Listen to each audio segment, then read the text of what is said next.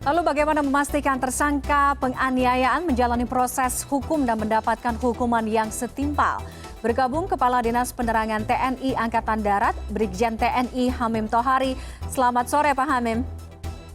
Selamat sore Mbak Tiffany. Terima kasih sudah bergabung dengan CNN Connected pada sore hari ini. Pak Hamim, bagaimana hasil penyidikan polisi militer Pom dan Jaya terkait dengan hasil visum, otopsi, kemudian motif dari perbuatan tersangka, Pak? Baik, jadi untuk hasil visum dan otopsi hingga saat ini masih ditunggu oleh penyidik Pom-Dam Jaya karena belum keluar dari rumah sakit. Tetapi proses penyidikannya terus berjalan. Kemudian untuk motif sementara yang kita temukan ini lebih mengarah kepada motif ekonomi. Dalam arti bukan karena kesejahteraan yang kurang atau mungkin gaji yang tidak cukup, tetapi lebih kepada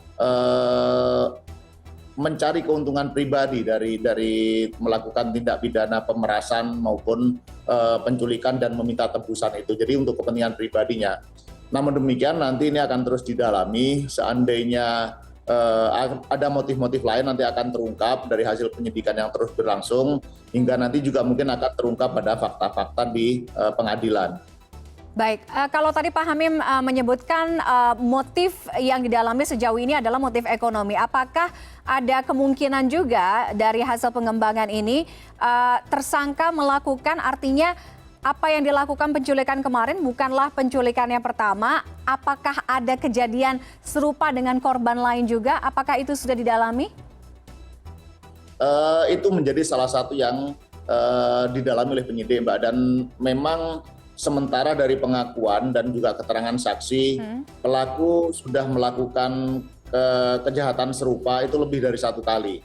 Namun untuk pastinya berapa kali dan siapa saja korbannya, ini masih terus didalami oleh penyidik. Dan kami juga berharap apabila ada masyarakat yang pernah menjadi sasaran atau menjadi korban dari ketiga pelaku ini, kami persilahkan untuk datang atau berlapor kepada satuan kewilayahan maupun satuan polisi militer terdekat, sehingga ini akan bisa membantu penyidik juga untuk mengungkap secara tuntas persoalan yang sedang terjadi ini, begitu. Oke, sudah lebih dari 1 kali, dalam kurun waktu berapa lama Pak Hamim? Nah, kurun waktunya ini Mbak yang sedang terus kita gali, tetapi yang jelas kemarin kan dalam kejadian yang ini saja itu ada 2 korban kemarin yang menjadi targetnya. Yang korban kedua akhirnya dilepaskan dan selamat. Kemudian korban yang pertama diculik itu kemarin yang kemudian meninggal dunia. Sehingga dari kemarin pun sudah terlihat bahwa korban ini melakukan tidak hanya 1 kali kepada korban yang meninggal dunia ini. Nah, yang lainnya ini sedang kita dalami terus. Berapa kali dan kapan saja dilakukan, sudah berapa lama, termasuk mungkin ada keterkaitan dengan masalah lain, nanti itu akan bisa terungkap, Mbak, kalau sudah alat bukti, keterangan saksi-saksi sudah lengkap nantinya.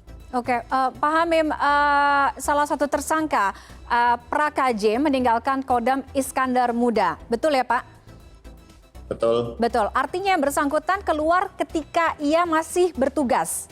Bagaimana kemudian ini bisa terjadi? Jadi begini Mbak, prajurit kita ini kan banyak juga melaksanakan tugas itu tidak hanya di wilayahnya saja. Seorang prajurit bisa ditugaskan oleh satuannya untuk melaksanakan kegiatan di luar daerahnya. Contoh yang Pra-KJ itu sedang melaksanakan tugas dari satuannya untuk ke Jakarta. Nah inilah yang karena jauh ini kan ada hal-hal yang tidak bisa dikontrol secara langsung, tidak bisa diketahui 1 kali 24 jam oleh pimpinannya, sehingga mungkin pada saat melaksanakan kegiatan itu dia berinteraksi dengan lingkungan yang salah, sehingga terpengaruh oleh ajakan-ajakan untuk melakukan hal-hal yang tidak benar. Oke, baik. Pak Hamim, terkait dengan kasus ini, yang pertama, tadi disebutkan ini bukanlah korban yang pertama. Sejauh ini sudah ada 2 korban dan bisa saja kemungkinan ada korban-korban lain karena memang pelaku sudah atau tersangka sudah melakukan beberapa kali perbuatannya. Kemudian yang kedua, laporan ini mencuat ketika ada laporan dari masyarakat. Pada saat ini pengawasan dari TNI kemudian dipertanyakan. Apakah memang ada kesulitan untuk mengawasi prajurit? Kalau berbicara kesulitan itu tidak ada Mbak ya, tidak ada kesulitan. Cuman begini, mekanisme pengawasan itu sudah berlangsung sejak organisasi TNI ini ada, itu sudah menjadi salah satu tanggung jawab melekat pada setiap pimpinannya. Setiap pimpinan juga melakukan mekanisme pengawasan, kemudian penyuluhan, pembinaan mental dan sebagainya, karena kita juga punya fungsi-fungsi itu. Ada dinas pembinaan mental, ada direktorat hukum yang secara rutin melakukan penyuluhan hukum, pembinaan mental. Tetapi sekali lagi, Mbak, prajurit kita ini jumlahnya sekitar 300.000.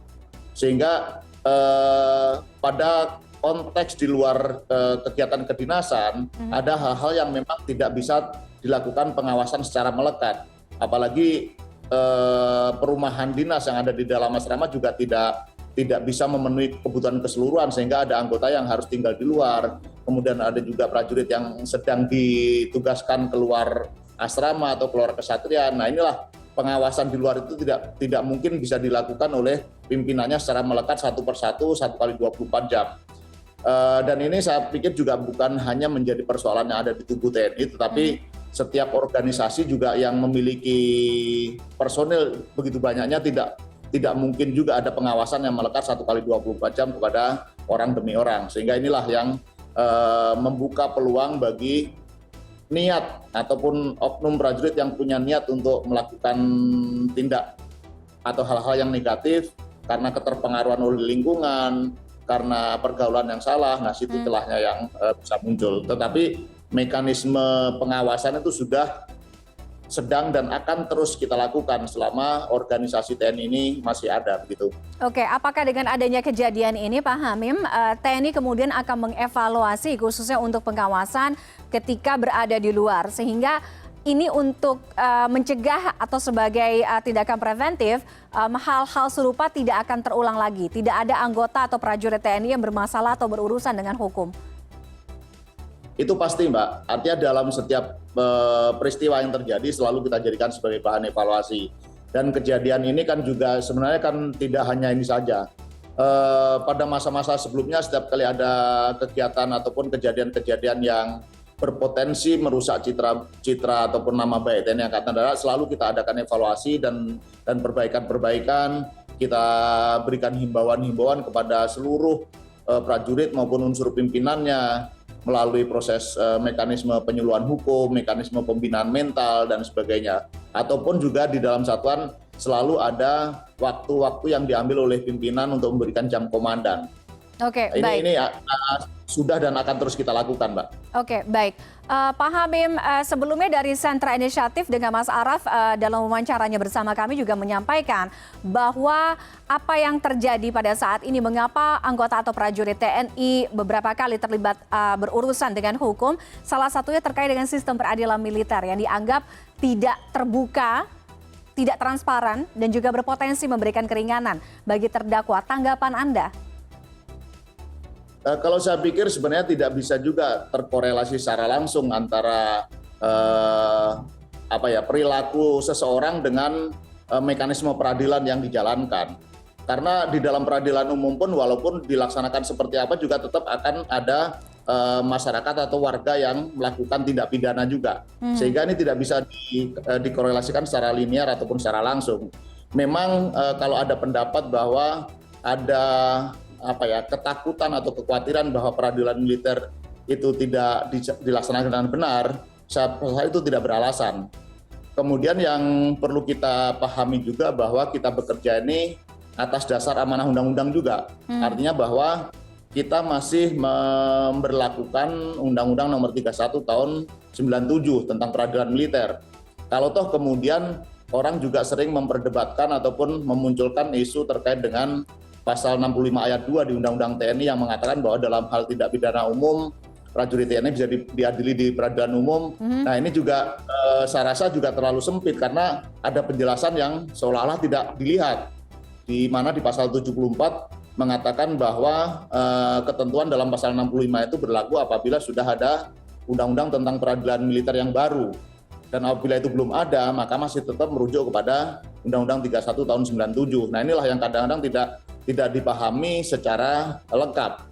Dan sampai saat ini belum ada undang-undang yang merubah ataupun menggantikan Undang-Undang Nomor 31 tahun 97 itu, sehingga itulah yang masih kita anut dan kita bekerja atas dasar amanah undang-undang itu. Oke, ketika ruang peradilan militer Pak Hamim dianggap mungkin tadi penjelasan Pak Hamim banyak tidak dipahami, tapi dikhawatirkan bahwa ruang peradilan militer ini tertutup, sempit, sehingga menimbulkan kekhawatiran tidak transparan, tidak ada transparansi di sana, kemudian ruang dari kuasa hukum juga terbatas dan lain sebagainya. Untuk kasus ini bagaimana kemudian TNI bisa memastikan bahwa tersangka bisa atau dapat menjalani proses dan menerima hukuman setimpal, seadil-adilnya dan juga mewujudkan fair trial itu tadi?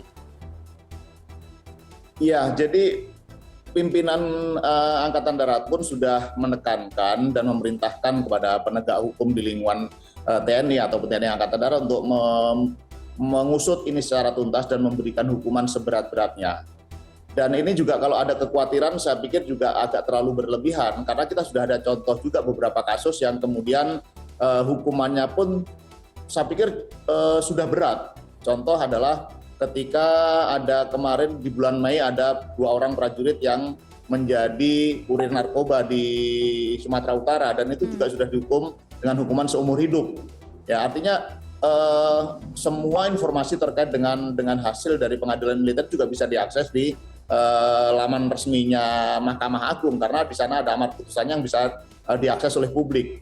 Artinya kalau ada kekhawatiran bahwa ini tidak terbuka, tidak transparan, tidak objektif, ya sebenarnya mungkin agak berlebihan karena mungkin tidak banyak yang memahami bahwa hasil pengadilan militer ini bisa diakses secara terbuka oleh umum juga sehingga ini memunculkan opini seperti itu.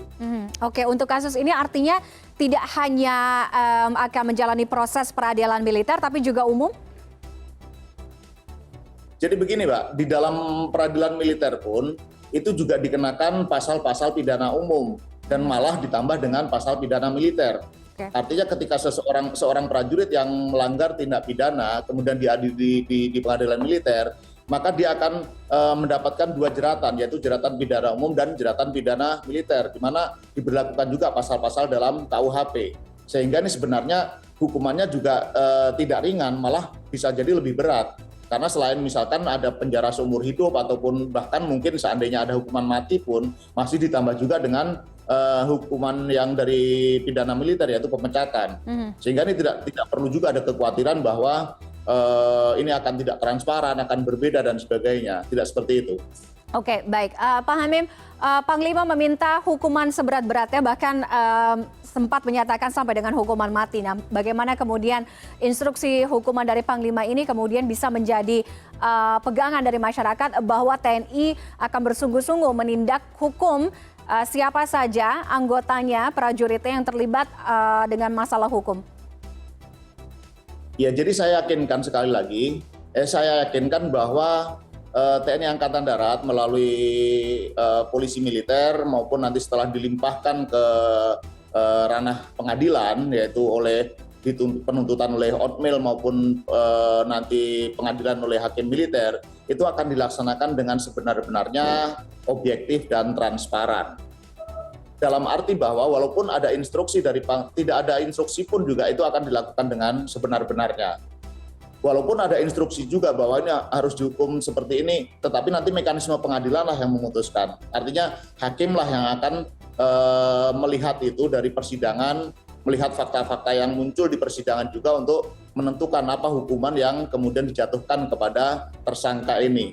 Apakah itu kemudian terkait dengan pembunuhan berencana, pembunuhan biasa, ataupun hanya penculikan, itu nanti hakim lah yang akan memutuskan dan hakim tidak bisa diintervensi oleh siapapun, termasuk juga hakim tidak bisa terpengaruh oleh opini-opini yang dibangun di ruang publik melalui media, baik media massa maupun media sosial. Baik, terima kasih Brigjen TNI Hamim Tohari, Kepala Dinas Penerangan TNI Angkatan Darat sudah bergabung di CNN Indonesia Connected hari ini. Selamat sore Pak Hamim, sehat selalu. Selamat sore Mbak Tiffany.